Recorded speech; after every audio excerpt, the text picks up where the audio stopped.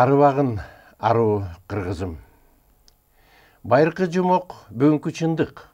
Ал эми бүгүнкү чындык эртеңки жомок. Саламатсыздарбы? Урматтуу телекөрүүчүлөр, биз мезгил сабактары берүүбүздү кайрадан баштайбыз.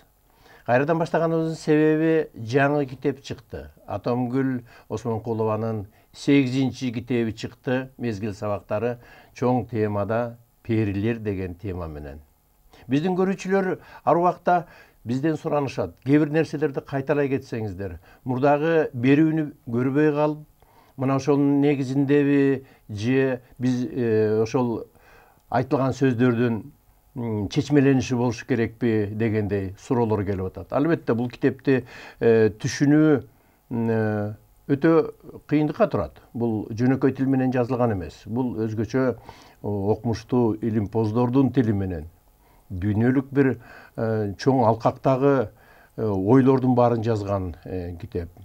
Мына ушул китепте эң негизгиси, урматтуу телекөрүүчүлөр, ушул китепти, ушул мезгил сабактарын, бүгүнкү айтылып аткан нерселердин баардыгын түшүнүш үчүн эки нерсени билүү сөзсүз керек. Өтө маанилүү. Ошол эки нерсени түшүнбөй, билбей калса, анда дегеле бул мезгил сабактары китебинен эч нерсе түшүнүксүз болуп калат.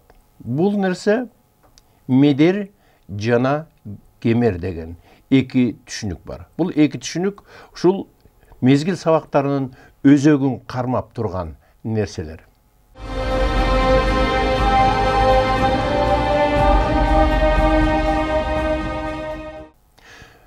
Бүгүн бизде адаттагыдай эле мейманда Булбулбек Осмонкулов.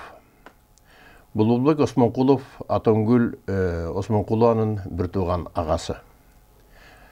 Мурдагы сабактарда өзүңүздөр көргөндөй, ушул берилген маселелердин баардыгын, мезгил сабактарынын баардыгын колубуздан келишинче чечмелеп, жөнөкөй жалпак тил менен түшүндүргөнгө аракет кылып келатабыз. Бүгүн да ошондой аракеттерибиз менен берүүбүздү баштасак. Саламатсызбы, Булбулбек? Анда эмесе ушул кемер жана медер тууралуу кайталай кетсек. Саламатсыздарбы? Бул мезгил сабактарында ушундай жаңыча мурда илимде ушундай кезикпеген кээ бир сөздөр бар. Ошо айтылат, бул мезгил сабактарында биринчи жолу берилип атат депчи. Ошондой терминдердин бирөөсү, эң башкысы бул медер, анан кемер деген сөздөр да. Бул сөздөр кыргызда илгери эле болгон. Кичинекей медерим жер түбүнө жетерим деп ошолор айткан нерсе аябай мындай чоң неме менен айтылган сөздөр экен да, философия менен. Илимде болсо ошол медерлерге баарына ат коюп алган да. Мисалы үчүн молекула деп коебуз, Бул молекула өзүнчө медер. Андан молекуладан кичиреги атом. Адагы медер, молекула медер 1 десек, атомдун медер 2 деп ушундай кылып берилет да, медер 2. Атомдун ичинде дагы майдалар бар да, бөлүкчөлөр, элементтик. Электрон, протон, нейтрон дегендер. Алар медер 3 бөлүп, анан аларды улам майдалаган сайын ушинтип кайталанып медер 1, медер 2, медер 3, анан медер n деп чегизге кетип берет экен да. Канчалык медер майдаланган сайын дейт, анын кубаты, энергиялык кубаты ушунчалык эселеп артат дейт да. Эми илимде деле билебиз да, мисалы үчүн жана молекулалар жарылганда кандай күч чыгарат? Жана тротиловый немелер жарылганда азыраак күч чыгарат. Эгер ядерный жарылуу болгондо көрдүңүзбү, экөөнүн ортосу бир аз эле, бир эле тепкич да. Бирок күчү канча деген миллион деп өсүп атат да. Анан ошол медерлердин баары ал бардык жерде ааламда ошол медерлер түзүп турат дейт да. Болгону бирөө кичинекей, бирөө чоң, бардык нерсе медерден турат. Вот ошо медер деген бул элементтик бөлүкчөлөр экен да. Илимдин тили менен айтканда.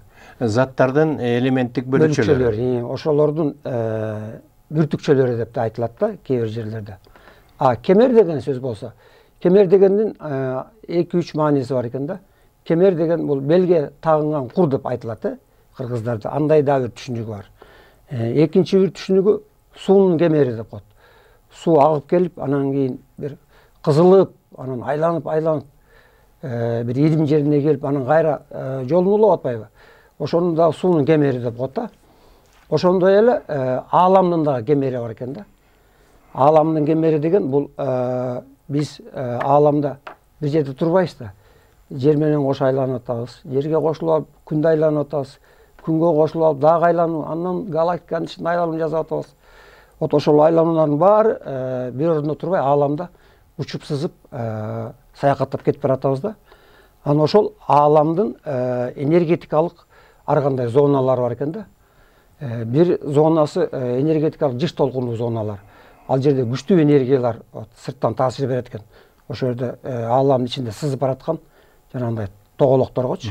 Аалам тоголоктор деген булар ошо ай, жылдыз, жер, күн дегендей эле нерселердин баарын бул китепте асман тоголоктор деп айтылат да. Ошолор сызып баратып анан ааламдын кемерине киргенде жана күчтүү жыш толкундардын энергияларынын таасири астында аларда ар кандай өзгөрүүлөр болот экен да. Бирок ошол өзгөрүүлөр дайыма алдыга жылуу эволюцияны ошол цивилизациялардын ошол немелерде жашаган эволюциясын алдыга жылдырууга түрткү берет экен да. Вот ошол кемерлер аалам кемерлери деп айтылат. Ошондой эле сутканын да кемери болот экен. Мисалы үчүн эртең менен ойгонуң бул кемерден чыктың да. Көңүлүң жайдары баары жакшынакай эс алып, анан кийин уже беймал убак деп айтылат да кыргыздар. Түштөн кийин бир өзүнчө кыжаалат болуп, бир ушундай бир акыбалга туш келе баштайт экенсиң да. Дал ошондо бул суткалык кемер деп коет экен. Ошол убакта бир башкача түрдүү энергиялар бизге воздействие берип, ошонун таасиринде дагы психологиябызда, мындай настроениябызда көп нерселер өзгөрөт экен. Бул сутканын кемери. Жылдын кемери деп коет экен. Айдын да кемери болот экен. Ай жаңырган убак, ай толгон убак, ай кемеген убак. Анан жылдын кемери. Жылдын кемери да күзүндө мисалы үчүн биз кемерге кирсек, жазында кайра кемерден чыгат экенбиз да. Ошого жараша дагы биздин немебиз, ден соолугубуз, ал акыбалыбыз, настроениябыз, психологиялык акыбалдарыбыз да өзгөрүп турат экен да. Ошондой кемерлердин таасири аябай чоң экен да. Вот ошо кемер, медер жөнүндө бул китептерде аябай 4-чү китеби жалаң ошол эки гана нерсеге арналган да. Бир китепте ошо медер жана кемер деп айтылат 4-чү китеби.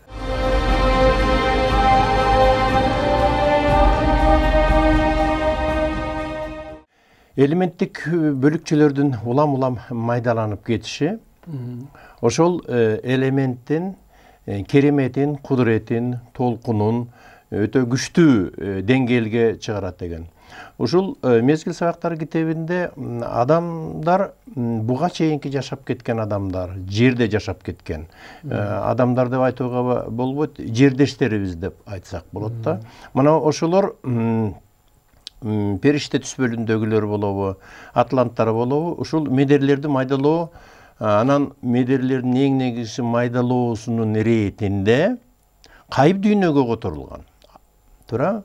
Адамдардын өзүнүн ушул кайып дүйнөгө которулуу медерлердин майдаланышынан улам чыгат деген. Эң негизгиси ушул башка чын өлчөмдөргө адамзаттын которулушуна сөзсүз түрдө медерлердин майдаланышы. Бул жана сиз айткан сөзгө дагы улап айтып кетейин дегеним да. Анан кемердин ошондо кемер бул улам кеңейип анан кайра кысылуу убактысына келет экен. Аалам дагы, адамдын денесиндеги кан тамырларда дагы ушундай кемерлер. Сөзсүз жүрөктүн соккону менен эле бир пульс деп атпайбызбы? Ошонун согушу ар бир жерде кан тамырларда кемерлерге кирип, кысылууларга мындайча айтканда, кысылууга кирип, ошо кемерлер кайра жаңыланууну алып келет экен. Ушул жерде китепте ушинтип жазылып турат, кемерлер кан тамырдын белдеги кемерибиз ошо кан тамырдын айланышына кандайдыр бир тоскоолдук берүү.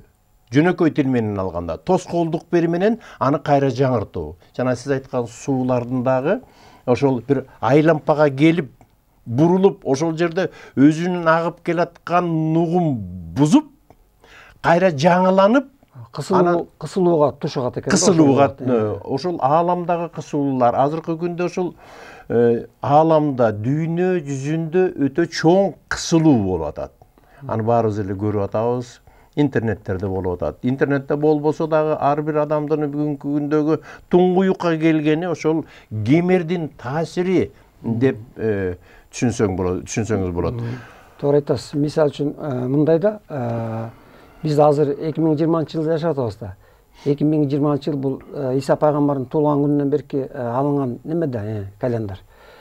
Ошол 2000 жыл мурун мисалы үчүн адамдар кандай курал жарактарды колдонгон, кылыч найзаны пайдаланган.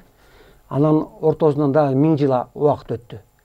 1200 деп айталы, мисалы үчүн Чыңгыз хандын убагында дагы деле баягы кылыч найзаны көтөрүп жүрөт. Көрдүңүзбү? Адамдын аң сезиминде мындай илимий жактан эч кандай мындай өзгөрүү болгон эмес да.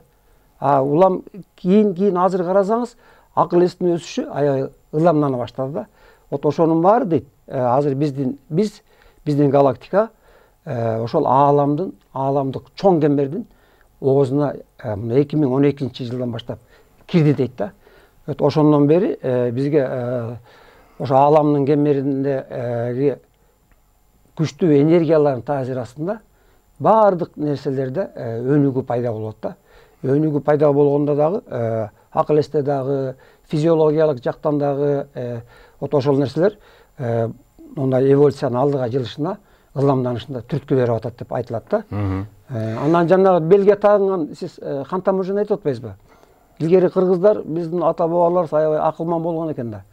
Булар дейт, балдар эрезеге жетип, баласы чоңоюп, ошон үйлөнгөндө белине жазы кемери кууду такчу экен да. Анан эмне үчүн аны такчу экен? Көрсө жаш адамдын өнүгүүсү, өсүшү бул табигый түрдө болуп атат экен да.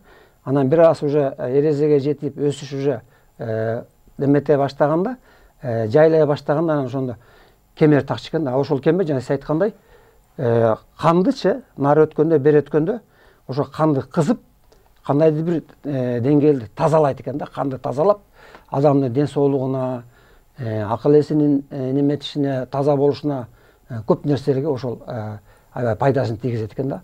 Аялдарга болсо белдемчи такчу экен. Белдемчи тагып, белдемчинин дагы немеси кенен болуп, мындай поясы. Анан ошол кемердин ролун аткарчу экен. Ал аял адамдарга да. Ал кемер адамдын турмушунда көптөгөн кемерлер жолугат. Өзүбүз билбейбиз. Адамдардын жан дүйнөсүнүн кыйналуусу, кандайдыр бир тоскоолдуктардын болушу.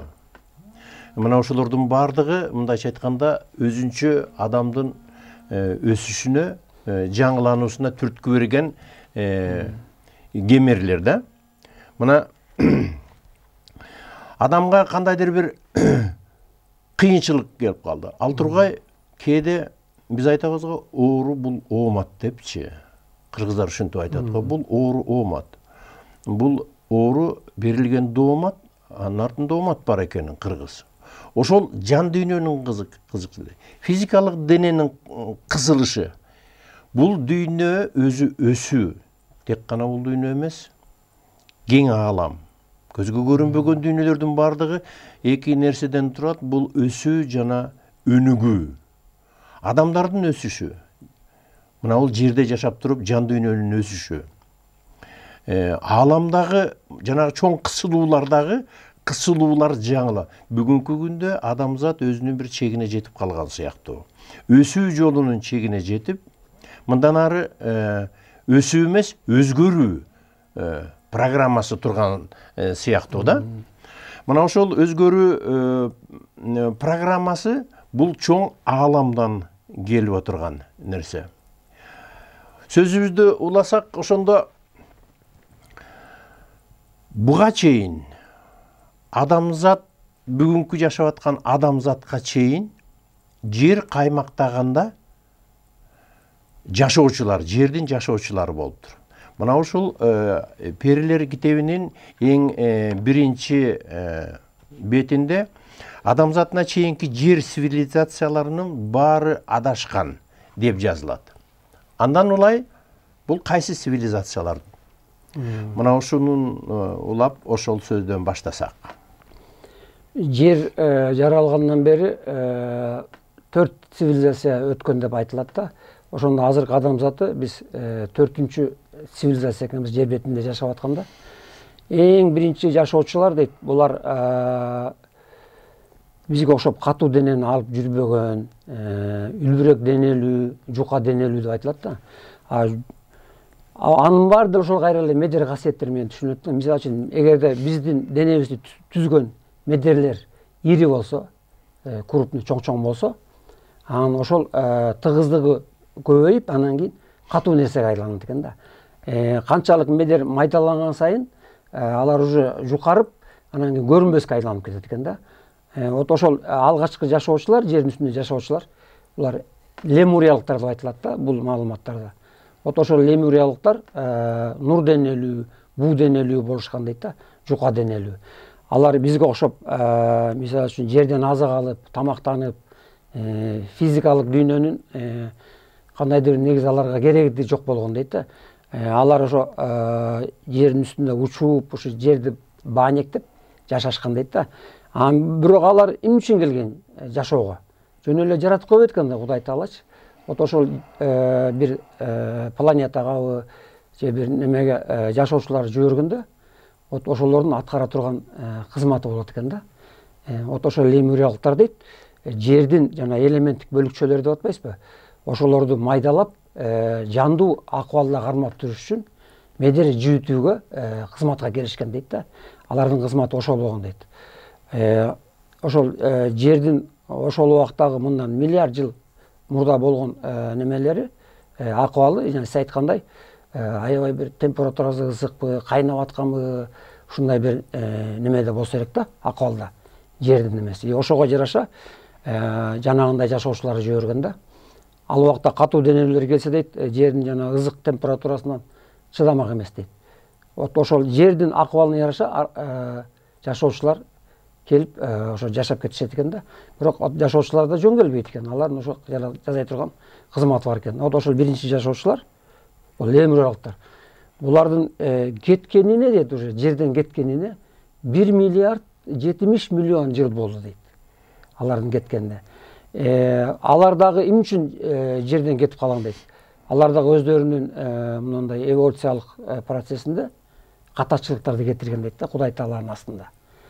Ар кандай немелер менен айтылат бу жерде. Жалкоо болушуп, жана өздөрүнүн кызматтарын жакшы аткарышпай койгон, биринчиден. Экинчиден, ошол убактагы жердин немеси өзгөрө баштаган дейт. Жана биз айткандай, аалам кемеринин бир солгун зонасына жер планетасы багы жакындай баштаганда, медерлер табигый түрдө ириленип баштайт экен дагы.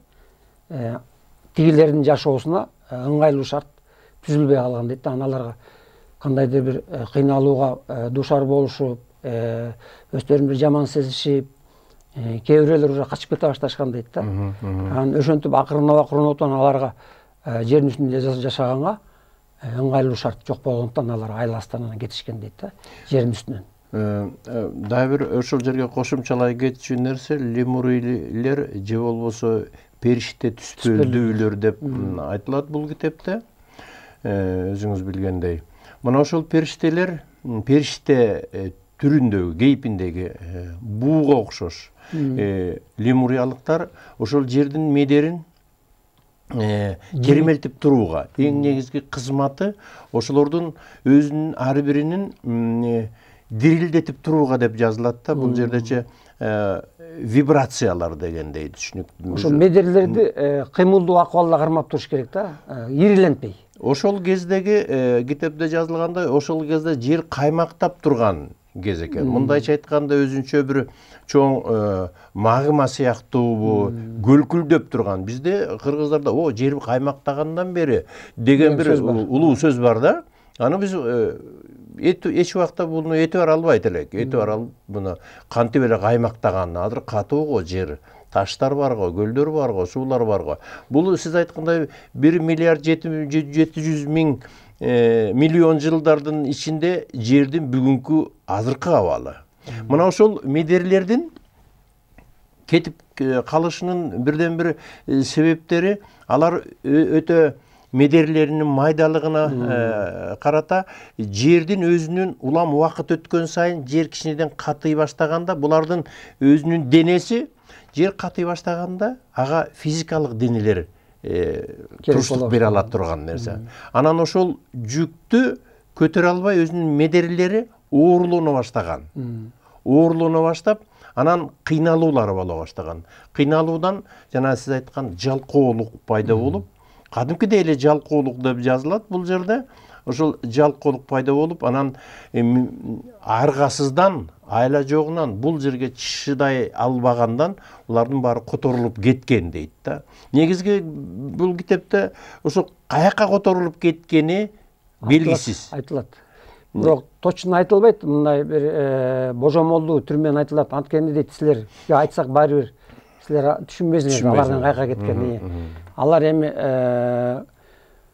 ааламда сфералар көп экен ар кандай.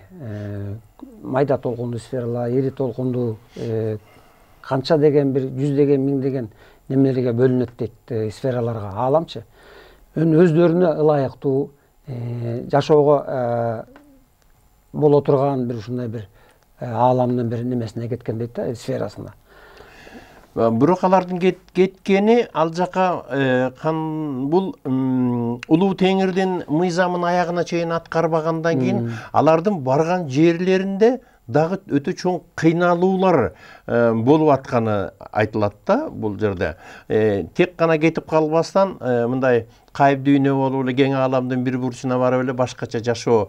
Алардын өзүнүн кийинки улап айтабызга, алардын өзүлөрүнүн күнөөлөрүн сезүү менен анан жанагы кызматка киришип атпайбы? Алардын баары бир эле жерге кетип калган эмес дейт. Алар өздөрүнүн жана аруулук деңгээлине жараша, бирок алардын баары эле жанагынтип жалкоолук калтырган эмес дейт. Алардын арасында да болгон дейт. Аруулары, активныйлары. Алар иштеген, бирок алар баарынын немесин аткара албайт да. Көп жумушту аткара албайт. Алар жетишпей алганда, көбү жанагындай сыйкына жалкоолукка берилишип дейт да. Анан ошого жараша, аруулук деңгээлине жараша ар кандай сфераларга кетишкен дейт. Мисалы үчүн күчтүүлөрү күчтүүрөөк жака, начарыраактары начарыраак жака, ошол жака кетишкен дейт. Алар баары бир жака кетишкен эмес деп. Ушундай да бир немелер бар да, маалыматтар бар.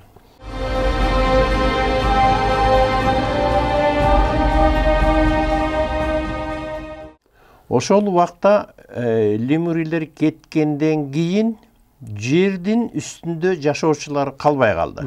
Жердин үстүндө жашоочулар калбай, медерлери өзүлөрүнүн баягы лемурийлер бере турган толкундар, медерлерди майдалап туруу мыйзамы жоюлгандан кийин жер акырындан катый баштайт.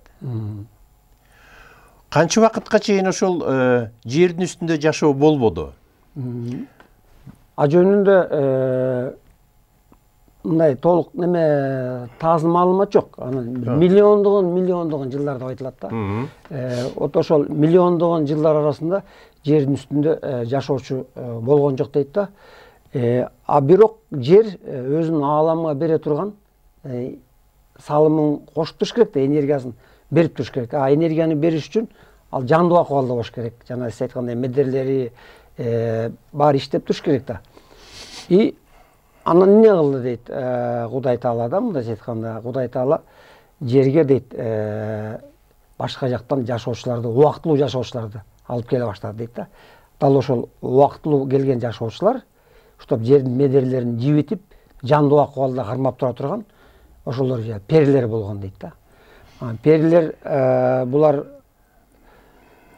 кызыктай бир жашоочулар экен да. Булар кааласа катуу денелүү, буу денелүү, от денелүү, нур денелүү ар кандай немеге куулганга өздөрүнүн денелерин, жанагындай физикалык абалдарын которулганга, ушундай ийкемдүү келген медерлерин ирилетип же майдалаганга ушундай ийкемдүү келген жашоочулар дейт да ааламдагы. Анан ошон үчүн алар убактылуу келип кийинки катуу денелүү атланттар келип атпайбы андан кийин жашоого. Ошол атланттар келгенче жерди жанагындай жандуу акыбалда кармап туруш үчүн мындай кредиттик энергияларды ааламдан тартышкан дейт да. Ушинтип айтылат бул китепте. насия энергиялары дейт да, мындайча айтканда. Анткени жер өзүн өзү жанагындай камсыздаганга немеси жетпей калган, акыбалы жетпей калган, күч жетпей калган. Ошон үчүн перилер келип убактылуу жердин үстүндө жашап кетишкен дейт. Ошо перилер деген ошо 8-китебинде ушул маалыматтар жана көп айтылат да. Бул катуу денелүүлөр, ошондо катуу денелүүлөр болуп жерге келген атланттар. Ошол атланттардын келишине жерди медерлерин даярдашкан. Туурабы? Ошондой болуп атат да. Ошондо даярдыктарды перилер бул жерде башка ааламдагы чен өлчөмдөрдөн келип, ошолордун 80% өтө мыкты аруулар деп айтылат экен да. Өтө мыкты аруулар, калган 20%-тери 20%. Ошол келип кетип тургандар экен. Келип, улам баягы кызматка келип, кызматын аткарып коюп, кайра кетип. Ал эми ошол 80% толук жерде калып, ошол жердин медерлерин толугу менен иштешкенине жана кийинки катуу денелүүлөр келгенде ошого шайкеш, ошолордун медерлерине шайкеш келген толкундарды, анан ал тургай перилердин чоң кызматы бул ошол жердеги ар бир оттун, суунун, таштын, дегеле болгон нерселердин бардыгынын өзүнүн толкундарын иштетип турган. Биз ойлойбуз да, бул таш жатса бул иштебейт, тигил суу турса иштебейт. Ошол таштын да өзүнүн медери, өзүнүн толкуну, өзүнүн дирилдеги бар экенин айтылат да. Толуктоо иретинде перилерди тереңирээк айтсак. Перилер жана сиз айткандай жердин үстүнө келип, жанагындай өзүнүн кызматтарын теңирдин астында аткарып жаткан убакта алар бизге окшоп постоянный жашашкан эмес дейт да. Анткени алар башка жука сфералардан келип атпайбы? Алар жерге ылдыйлаш үчүн медерлерин, денесиндеги, рухундагы медерлерин булар ириленткен дейт да. Ошо жердин сферасына ылайыкташтырып. Анан келип берде канча 100 жыл жүрдүбү, 1000 жыл жүрдүбү өзүнүн кызматтарын аткарып, анан алар биякта көбүрөөк жүрүп калса дейт да, кайра кайта албай калышы мүмкүн болчу дейт. Анткени жана катып калган медерлердин кайра неме эткенге, майдалаганга күчтөрү келбей калмак дейт. Ошон үчүн жанагындай дежурство сыяктуу келип, өздөрүнүн жумуштарын жасап, анан убагы келгенде кайра кетишип, кайра башкалар алмашып, ушундай бир дежурство вахтенный метод менен ушундай иштешиптир да алар дагы. Ушул жерде айтылат, негизи эң негизгиси булардын кызматы теңирдин мыйзамынан бир да кадам чектен чыгуу деген жок экен перилердин өзүндө. Алар аруу болгондуктан ар дайым ошо теңирдин мыйзамы менен иштешет да. Биз мисалы үчүн пенде кээде теңирдин мыйзамынан чыгып, пендечилик кылып, напси немелерибиз, эголорубузду тие албай калып атпайбызбы? Андай аруу жашоочулар деп айтылат да, алардычы. Аруу дүйнөлөрдөгү аруу жашоочуларда аларда андай деген жок дейт.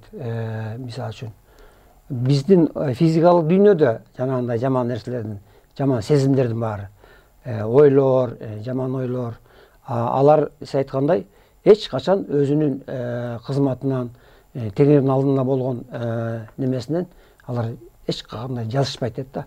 Эмне аларга аткарды, значит аткарат. Ушундай бир тартип менен иштешет экен да. Анткени аруу дүйнөдө. Адамзат деле Кудай буйруса биз ошол жана алтын доор деп айтып атпайбызбы? Мына алтын доор деп азыр көп айтылып атат, оттуу доор деп. Оттуу доор деп айтылып калган себеби жанагыдай эле биз ошо ааламдын күчтүү энергетикалык зонасына кирип бара жатканыбыздан. Энергия деген бул от, ошон үчүн оттуу доор деп айтылат экен. Эми ошол биз оттуу доорго 2012-жылы кирдиңер дейт да. 2012-жылы дагы бир башка ааламда чоң бир кубулуш болду дейт да. Бул жана галактикалардын тогошуусу деп айтпадыкпы? Биздин галактика менен коңшу галактиканын экөөнүн өзөктүк тогошуусу болду дейт. Вот ошол өзөктүк тогошуу дагы дейт, галактиканын ичинде жашаган акыл эстүү цивилизацияларга, жашоочуларга дейт, өнүгүүнүн чоң импульсун берди дейт да. Ошонун натыйжасында адамдардын мээ нейрондорунда, ДНК жипчелеринде ушунда неме пайда болду дейт да, кыймыл пайда болду дейт. Жанагындай айткандай эле, значит биздин майда медерлерибиз уже кыймылга келип, акырындык менен иштей баштады. Эми убакыт өткөн сайын улам ошол медерлердин кыймылы күчтүү жандуу акыбалга келип, анан алар өздөрүнүн функциясын уже күчтүү немеде аткара баштайт да маанайда. Ошого жараша адамдардын дагы акыл эзинин өсүшү, физиологиялык өсүшү, сезимдеринин курчушу улам ылдымда отуруп дейт. Ошондой бир маалымат бар, болжолу менен бир 200-300 жылдын аралыгында дейт, жакын келечекте адамдар астыңкылары, аруулары ошондой жанагындай немеге жетишкендер, арулукка эртерээк. Ошолор уже ой менен телепатиялык түрдө маалыматташа башташат дейт да.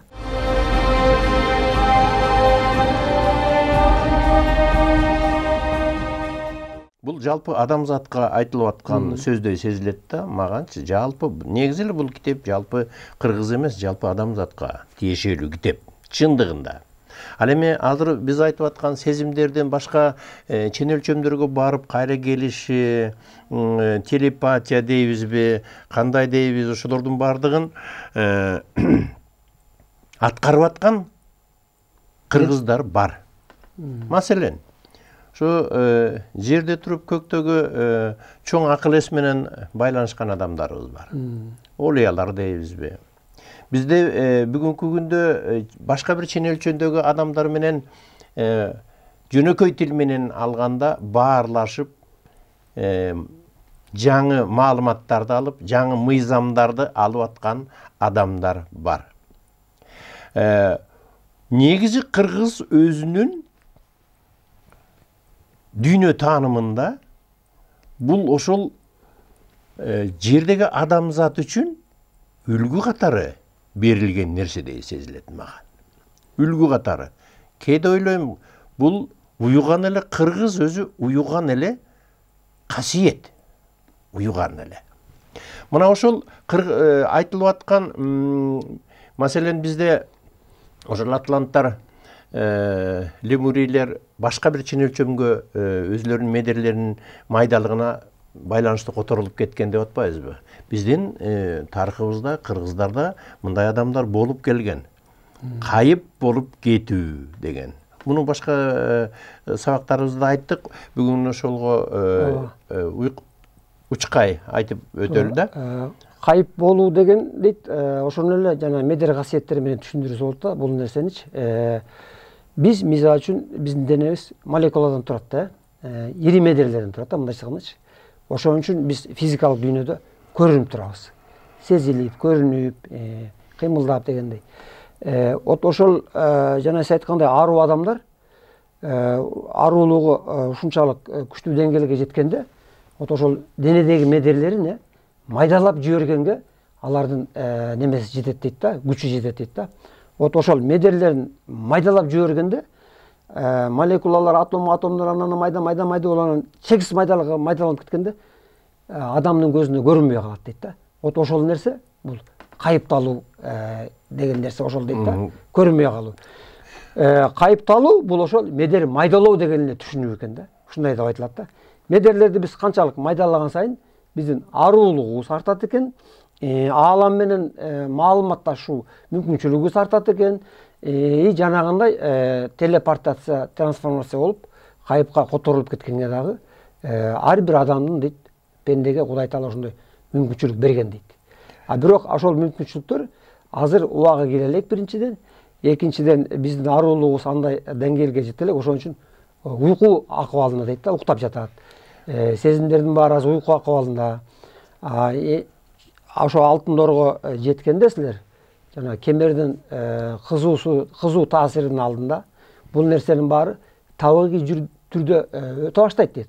Акырындап сезимдер курчуп, түшүнүп, сырттан болгон нерселерди сезип, жанагындай көз ачыктык, олиялык касиеттерди уже адамдар уже ала баштайт дейт. Табигый түрдө. Ошентип отуруп, жана кемердин мойнуна 4100 жылда барабыз деп атпайбызбы? Дал ошол кемердин мойнунан чыкканда биз уже катуу дене уже бизден майдаланып, табигый түрдө. Анан баарыбыз кайыпка трансформация болуп экенбиз да. Алтын доор дейт, алтын доор. Бул жер үстүндө болбойт дейт. Анткени адамдардын жанагынтип медерлери майдаланып кеткенден кийин силерге катуу физикалык дүйнөдө жашоонун кереги жок болуп калат дейт. Ошон үчүн алтын доор деген бул Сириус кош жылдызды жана китепте бар да. Вот ошол Сириус жылдызында курулат дейт бул алтын доор. Ошондо биз баарыбыз Сириуска которулат экенбиз да, жана атланттарга окшоп трансформация болуп. Адамдардын касиети куулуп кетиши бул табигый түрдө жалпы адамзатка бериле турган нерсе. Ошону менен катары бүгүнкү күндө ошол абалга жеткен адамдар бар. Ошол абалга жеткен. Бул аруу болуш үчүн эң биринчи китептердин башында, ушул мезгил сабактары китебинин башында айтылат. Эң биринчи адамдын жан дүйнөсүнүн тазалыгы жөнүндө айтылат. Аруу болуш, жана отуруп медитация, сүкүткө кирүүдөн сырткары дагы жанагы бизде ыйык китептерде айтылган ата бабасынын улуу акыл насаат макалдарында айтылгандай адамдын өзүнүн бардык жагынан таза болушу мына ошол эң биринчи таштаган кадамдар деп айтылат. Алдаба, өлтүрбө, уурдаба деген ушундай бир сөздөр бар го, анын баарын кайталап отурбайлы, элибиз аны билет. Мына ошолордон башталат деген сөз бар. Мына ал эми бүгүнкү күндө ошол эле башка жердин өзүндө жашап турган адамдардын тигил башка чен өлчөмдөргө өтүп кетүү бүгүнкү күндө пайда болгон. Алар адамдарга үлгү катары берилип келет. Мына ошол тиги чоң ааламдагы улуу акыл эске дейбизби? Улуу жаратканга борборлорго кирүү кыргыздарда мына мен дагы эле айта кетем, мына ошол эле биздин Атомгүл кызыбыз. Мына ол алган маалыматтардын бардыгы жердеги адамдын өзүнүн акылына кирбей турган нерселер бар бул жерде. Акылы ага жетпейт чындыгында. Адамдын акылынын бүгүнкү күндө 6-8% иштегени менен, пайыз иштегени менен ошондо буга жетпей турган. Ошондой эле биздин Бүбү Мариям эжекебиз дагы. Мына ушундай адамдарыбыз дагы айтайын дегеним, бу биз кыргыздар буга кубана турган нерсе да. Кыргыздын өзүнүн улуу касиети. Ошондой адамдарда болгондон кийин ар бир адам бардыгы окшош. Каны, денеси, жаны, рухунун матрицалары бирдей экени. Демек, бул баарына татыктуу. Сиз айткан жанагы бара-бара табигый түрдө өсүү жолу, медерлери майдалануу.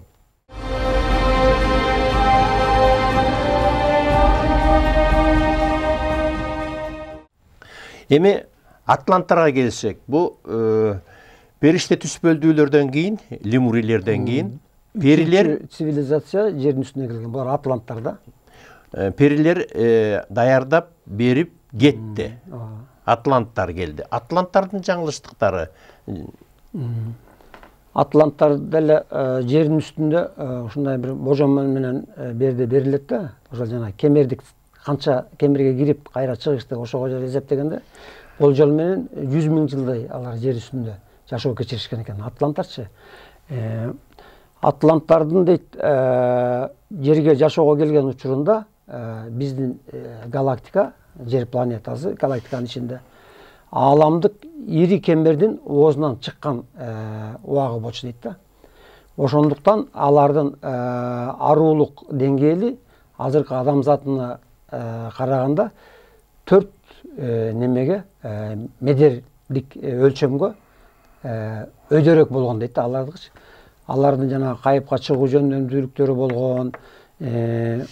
Ошонусуна жараша алардын материалдык техникалык өнүгүүсү азыркы бизге салыштырмалуу бир топ өйдө болгон экен да.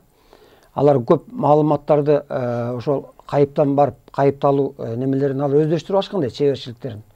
Алар ошо аруулары, тандалмалары кайыпка чыгып, тияктан маалыматтарды илимди алып келип, анан өздөрүнүн жерде жанагындай лабораторияларын куруп, илимий изилдөөлөрдү жүргүзүп, боло турган нерселерди алыскы келечекте адамзаты менен эмне болот, ушундай тажрыйба, опыттарды аябай жүргүзүшкөн дейт да. Алардын немеси дагы күчтүү болгон дейт да, өсүү акыбалы эволюциялык азыркы бизге караганда өйдөрөөк болгон. А бирок ошонусун да карабай дейт, алар дагы жаңылышты кетирет дейт да. Эми алардын жаңылыштары көп экен да эми. Баары эле жаңылышты кетирген эмес. Мисалы үчүн бирөөлөрү туура жол иштеп атса, башкалары келип алышып, силер эмне үчүн эле бизге айтпай иштеп атсыңар, мисалы үчүн кайыптан келген, аламдан келген маалыматтарды силер элге жарыя кылбайсыңарбы дейт. Мисалы үчүн алар айтат, ал али эрте, баардык жалпы максат түшүнбөйт. Биринчи биз бу жерде аны тактап, далилдеп алып, анан кийин эметелдесе. Ушундай бири менен бирине болгон мындай көрө албастык сезимдер, напси сезимдери, ушулардын аркасында алар анан жаңылыштыкка кетишкен дейт да. Көп жумуштарды туура эмес жасашып, Кудай Тааланын астында күнөөлөрү уже кечирилбей турган деңгээлге жеткенде, анан алардын цивилизациясын жоюп жиберген дейт да. А бирок баары кеткен эмес дейт суунун астында. Арууларын, тандалмаларын, жана жакшы жолдо жүргөндөрүн баарын Сириус жылдызына Кудай Таала ушундай керемет жол менен аларды которгон дейт да. Азыр ошол атланттар дейт, Сириус жылдызында туруп алып дейт, азыркы адамзаты ошо атланттардын мурдагы кетирген катачылыктарын кайталабасын, бизге окшоп цивилизациялар кесилип калбасын деп көп маалыматтарды азыр бизге берип аткан. Жана сиз айткандай контактка чыгып аткан, жанагындай ойлуу адамдарга жолугуп, азыр ушундайлар көбөйбөдү маалымат алгандар. Ошол маалыматтардын көбүн берип аткан атланттар деп айтылат да. Китептерде ошентип айтылат. Значит, алар бизге аман эсен алтын доорго жеткенге бизге жардам көргөзүп атат, устаттык немени аткарып жатышат дейт да, ролду. Ушул жерде өзүбүзгө суроо бергибиз келет да. Бизге жардам берүүдөн алар эмнени тапмакчы? Жана алтын доор деп атпайбызбы? Ошол алтын доорго баргандан кийин силер алтын ордо деген улуу цивилизацияны курасыңар деп айтылат да. Адам баардык жердиктердин максаты ошол экен да. Алтын ордо цивилизациясын куруу. Вот ошол алтын ордо цивилизациясына кимдер кирет дейт? Азыркы жашап аткан адамзаты, атланттар цивилизациясы, анан берде дагы бир-аз маалыматтар бар. Жана Нух пайгамбардын эли деп айтылат да. Ортодагы бир цивилизация өтүп берди, Нух пайгамбардын цивилизациясы деп айтылат да. Нух пайгамбардын 3 анан кийин Лемурия цивилизациясы. Ушул 4 цивилизация биригип дейт, алтын ордо деген улуу коомду түзөсүңөр дейт да. Алтын ордого жеткенден кийин анан башталат экен да. Алардын бизге неметип атканы, алар бир убакта жерде жашап кеткен. Алар бизге окшогондой жердин жашоочуларды, жерден азык алган, жердин абасы менен дем алган дегендей. Ошон үчүн баарыңар жердиксиңер дейт. Алар жанагындай башка сферага кетип калган күндө дагы дейт, баары бир алар кайра бияка кайрылып турушат дейт. Эч качан жерден алыстап кете алышпайт дейт. Кудай Тааланын улуу программасынын негизинде 4 цивилизация биригиш керек дейт, акыр түбү. Ошон үчүн жана сиз айтып атпайсызбы, эмне үчүн силерге бизге жардам берип атат? Алар бизди жардам бермек үчүн тип акыйып карап турат дейт. Ушул адамзаты жаңылышты кетирбес экен. Ушулар өзүнүн немесин эволюциясында түз жол менен барып, ошол алтын доорго чейин аман эсен жетсе экен. Кемердин кысуусунан өтүп, катуу денени тыштап, анан кийин алтын доорду куруп, анын нар жагында алтын ордо цивилизациясын курсак экен деп дейт. Эки көзү төрт болуп, адамзатын азыр карап турат дейт. Вот ошолордун баарын сүрөп алып кетиш үчүн адамзаттын ролу чоң дейт. А силер өзүңөрдү биз кыбыраган бир жамбыз деп ойлобогула. Вот ошол алтын ордо цивилизация түзүлүш үчүн азыркы убакта адамзаттын ролу аябай чоң дейт. Бул ошондо жерде жашап кеткен адамдардын баардыгы адамдар эмес, жердиктерди айтат да. Жердиктердин баардыгы жердин өзүнүн тартылуу, түртүлүү, жердеги заттардын таасири менен, жердеги заттардын медерлердин менен айкаштыгынан улам бул жердик деген нерсе, жердин энергиясын алган башка цивилизациялар жерден кете албайт деген нерсе.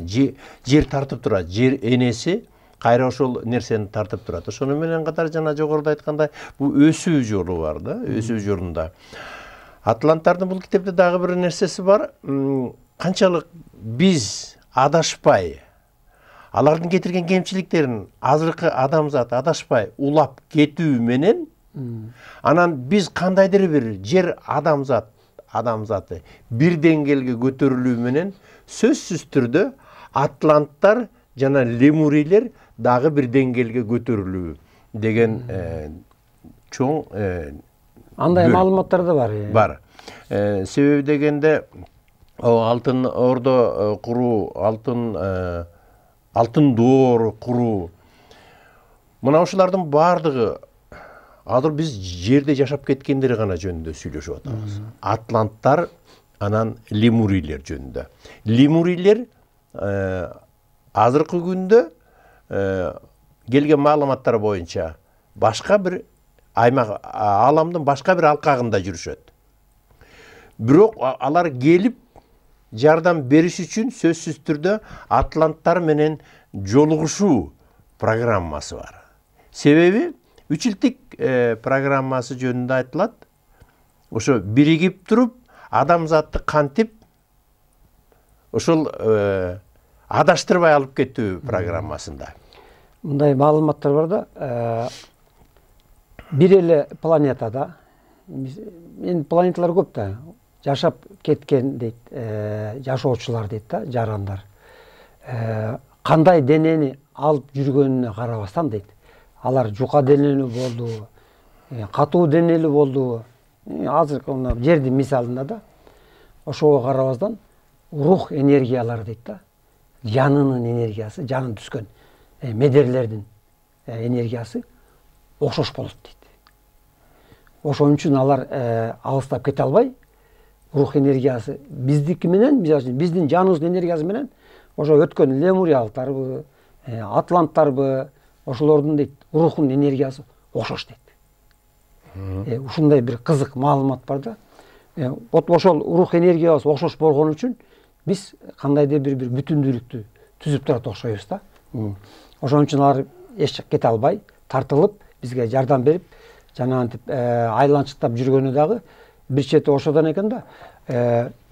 Акыл эстүү дейт, жашоочу болуп дейт, бир жерде жашаш үчүн аламдын кайсы точкасында иштеп, жердин үстүндө жармашып жашайбы, сөзсүз түрдө дейт, дене болуш керек дейт. Жашоо деген бул эмне дейт? Бул жашоо деген дене менен рух энергиясы экөө кошулганда жашоо башталат дейт. Анткени төрөлгөндө Кудай Таала жан салып атпайбы? Качан дене менен жан экөө ажыраганда жашоо токтойт дейт. Бирок жаныбыз чыгып кетти да денеден. Азыр өзүбүздүн эле мисалды айталы да. Анан ал каяка кетет мисалы үчүн ошол жан. Көрдүңүзбү? Денеси жок, тиякта калып калса ал кандайча жашоочу болот? Эгерде жашоочу болуш үчүн обязательно дене болуш үчүн керек болсо. Көрдүңүзбү? Жан денеден чыгып кеткенде дагы жанды коштоп жүрө турган энергиялар бар экен да. Дененин ролун аткарат экен ошолор. Тиги дүйнөдө, мындайча айтканда. Ошол нерселер бул сезимдин энергиялары экен. Сезим деген нерсе дейт, бул рух энергияны коштоп кетет дейт. Дене менен калбайт дейт. Дене менен дене менен жан ажыраганда ой токтойт дейт. Азыркы биз тирүү жашообузда биздин эң эле майда медерлерди түзгөн, чыгарган нерсебиз бул ойдун энергиясы. Сиз экөөбүз эң майда энергияны чыгарабыз да, медерлерди. Булар ошо ойдун медерлери дейт да. Ойдун медерлери дейт, сезимдин медерлерине караганда дейт, бир топ ири дейт, көлөмдүү болушат дейт. Ошон үчүн сезимдин медерлеринин курчтугу дейт, башта рух энергиясынын курчтугуна неме дейт да, барабар дейт да. Жана сиз айткандай кайыпталуу кубулуш деп атпайсызбы? Кандайча болуп кайыпка чыгып кетет. Жөндөн жөн туруп эле чыгып кете албайсың да. Анын үчүн бир кандайдыр бир таасир керек да. Эки таасир керек дейт. Вот ошол сезим энергиясынын күчү менен дейт өзүңөрдө болгон. Эгер биз ошол сезимдин энергиясын козгоп, иштетип, жандуу акыбалга алып келип иштеткенде, ошондо биз жанагындай кайыпталуу шыгына ээ болот экенбиз да. Бул жерде ошол кайыпталууну ишке ашыра турган сезимдин энергиясы. Сезимдин энергиясы кантип иштетебиз биз? Сезимдин энергиясын дейт оюңар аркылуу иштетесиңер дейт. Көрдүңүзбү? Акыл эс деген ошол ой. Ушундай бир татаал процесстердин аркасында барып тургандан кийин жанагындай кубулуштар болот экен да. Ошонун баары эле кайра эле бир сөз менен түшүндүрүп койсок, бул медер майдалоо. Биз денебиздеги, сезимибиздеги, рух энергиябыздагы, жаныбыздагы медерлерди канчалык пайдасын жандуу акыбалга алып келсек, ошончолук биздин жана оолиялык касиетибиз улам өйдөлөй берет дейт дагы. Анан адамдын ааруулугу артып, жогорку дүйнөлөр менен байланышка чыкканга мүмкүнчүлүгү ачылат дейт. Жогорку дүйнөлөргө биз кантип байланышка чыгабыз? Кайра эле ошол медерлерибизди майдалашыбыз керек. Биздин денебизде кайсы көлөмдөгү медер майдаланса, 3-чүбү, 5-чүбү дейт да. Вот ошол медер кыймылдап уже жандуу акыбалга келе баштагандай, ааламда болгон ошого окшош медерлердин баары байланышка чыга баштайт дейт да. Ошол нерсе, ошол байланыштын негизинде анан кийин биз маалыматтарды алат экенбиз да, ааламдан, сырлардын баары. Сезим тууралуу абдан жакшы айттыңыз.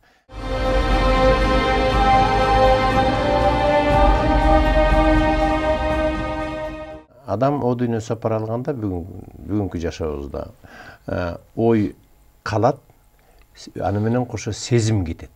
Сезим кетет экен да. Бул жерде жазылат. Акыл эстин угуту менен ой аркылуу сезим ойгонот деген.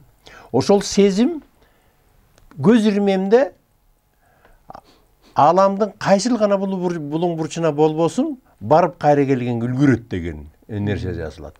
Сезимдин өзүнүн маселен ачууланганда, аябай катуу кыжалат болуп, кыйналып кеткенде ошондой сезимдер аркылуу, бул дагы кубанганда, мына ошону акыл эстин угуту ой аркылуу сезимди пайда кылат. Жанагы коштоп жүрө турган, о дүйнө сапар алганда коштоп жүрө турган, жанды коштоп жүрө турган сезим өзүндө ошол рухтун өзүнө диска сыяктуу же бир кассета сыяктуу жазылып калган нерсе болот экен. Урматтуу телекөрүүчүлөр, биздин убактыбыз дагы сапарына чыкты көрүнөт. Бүгүнкү биздин жашообуз эртеңки жомок. Ал эми байыркы жомок бүгүнкү чындык. Арбасын аруу кыргызым. Келерки берүүлөргө чейин саламат болуңуздар.